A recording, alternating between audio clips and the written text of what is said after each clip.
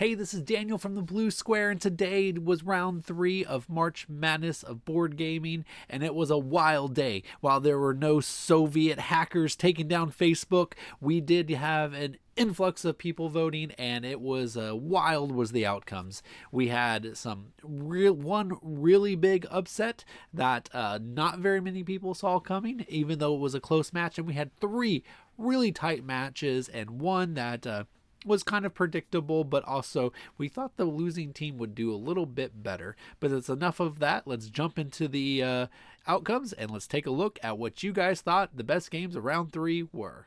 All right, so the first one that was a really close match, as you can see, was Point Salad with 22 votes and Patchwork with 21. This one was going back and forth all day. No one could have predicted what the outcome of this one was going to be. I am a little surprised that Patchwork got edged out by Point Salad. Patchwork is regarded as one of the best 2-player games out there. It makes a lot of top 2-player game lists. It's a really clever game where you are trying to fill up your quilt by picking polyomino shape and putting them onto your board. You're doing this because the polyominoes are kind of set up in a circle, and you can move 1 to 3 spaces forward, knowing that you're going to set up your opponent for the next move wherever you're going to do.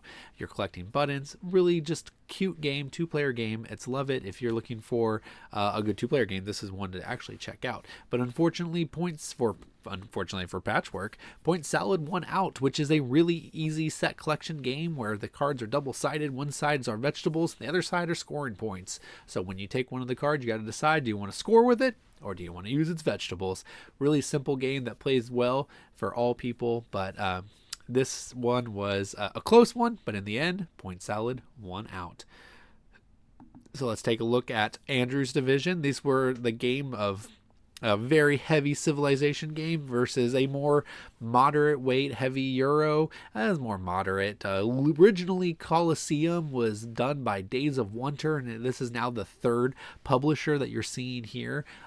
Colosseum is renowned as one of the best roll and move games, because while you are roll and moving, there's so much more that is going on with this. But Colosseum was one of the best Days of Wonder games that came out there. You're essentially putting together a Roman carnival.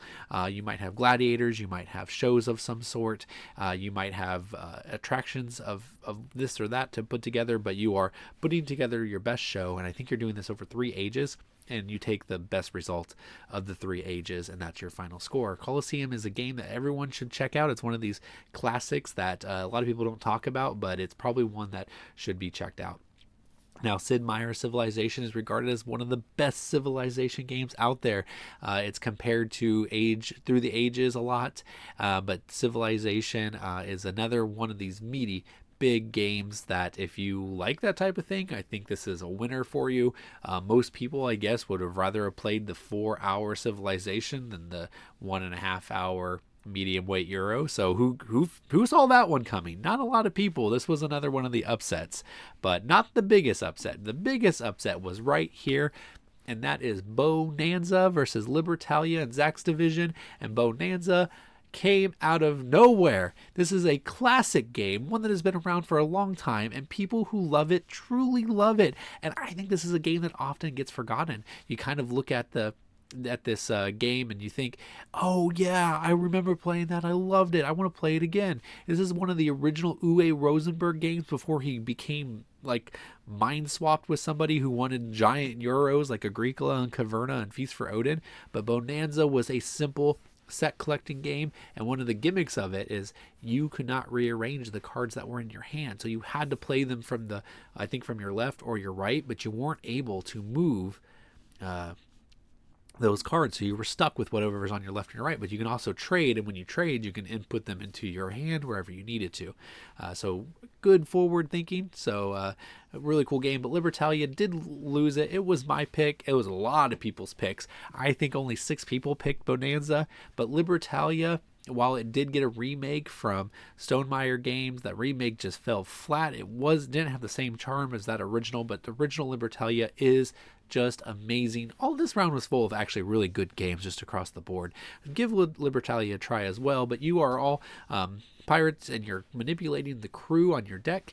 You all have the exact same pirates in round one, and you're trying to play them each turn to kind of swindle your neighbor to try to get the most points. And then the next round, you will get 6 more new pirates, but you didn't use all the pirates in the old game. So now all of a sudden your combos have some variations to it.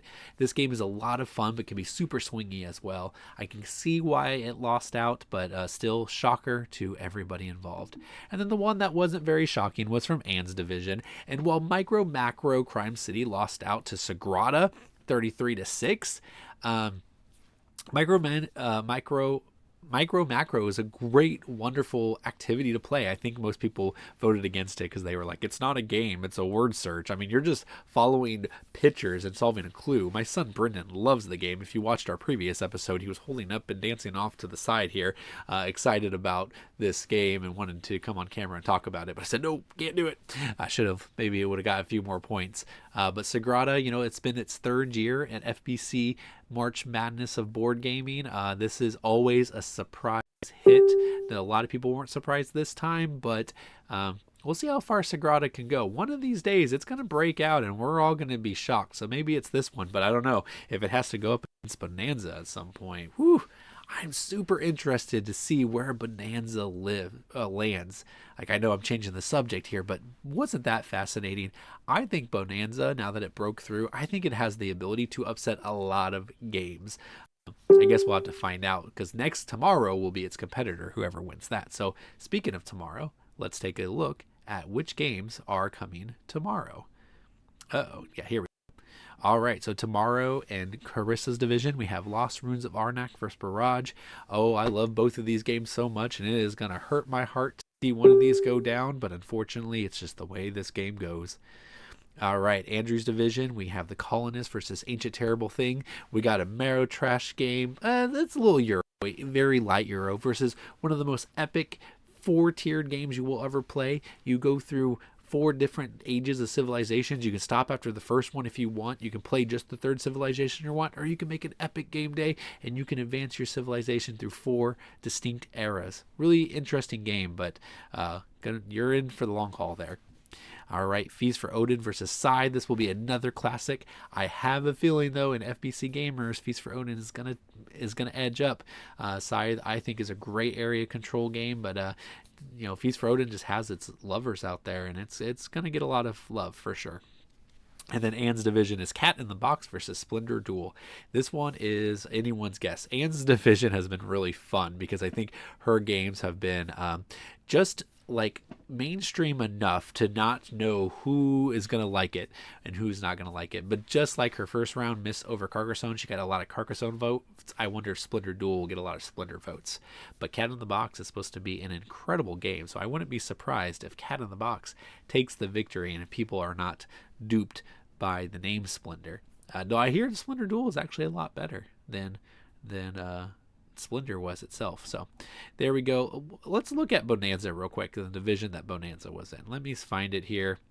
All right, yeah, that was Zach's division. So Bonanza is either going to go up against Feast for Odin or Scythe, which will be super fascinating, especially if it gets to go up against Feast for Odin, because those are both Uwe Rosenberg games. We got old Uwe doing a light bean game, and we got an old Uwe going against one of the biggest, chunkiest Euros he's ever made. I kind of hope for that competition, but I don't know. Maybe Scythe will take it.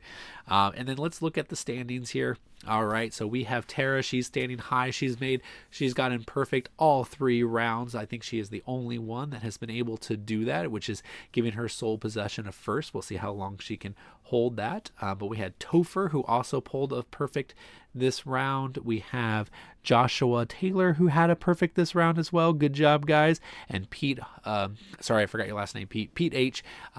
He got a perfect as well. So unfortunately, we did get 1-0, and that is Tom Theismann, John's brother. So yesterday, John got his bracket busted, and today Tom got a big goose egg. So losing must run in the family. I kid. You guys are great. All right, well, that's it for round 3 of March Madness of board gaming. I'll see you guys again tomorrow. Till next time, see you around the board.